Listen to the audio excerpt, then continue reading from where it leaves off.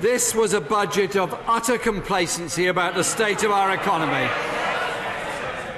utter complacency about the crisis facing our public services, and complacent about the reality of daily life for millions of people in this country. Entirely out of touch with that reality of life for millions. This morning, over 1 million workers will have woken up not knowing whether they work today, tomorrow or next week. Millions more workers know their next pay packet will not be enough to make ends meet.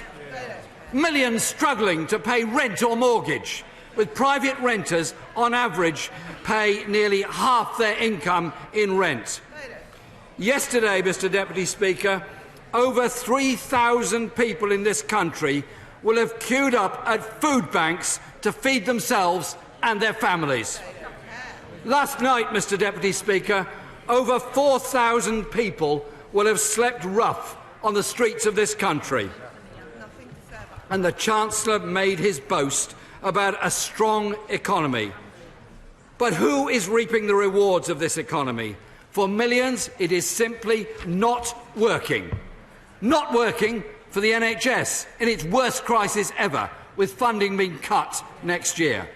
Not working for our children's schools. Not working for our children's schools, where pupil funding continues to be cut. Not working for our neighbourhoods, which have lost 20,000 police officers, leaving the force in a perilous state in many parts of the country. And not working for our dedicated public services and the people who work in them. Nurses, firefighters, teachers. No pay rise for 7 years for them. And for people with disabilities, who are twice as likely to be living in poverty, and that this government is denying them the support that the courts say they need. 4 million children living in poverty, which will rise by another million in coming years. Not working for the thousands of young people who can't get anywhere to live, can't get on the housing ladder, and cannot, in many cases, leave the parental home. Parents of grown-up children who would expect to be debt-free by now, but having to bail out student debt or try and help with a deposit to get housing if they can manage it.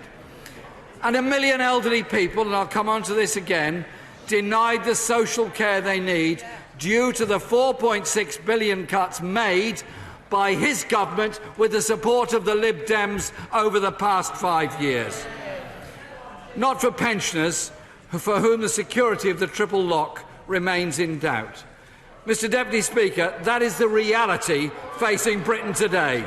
A government cutting services and living standards of the many to fund and continue to fund the tax cuts of the few.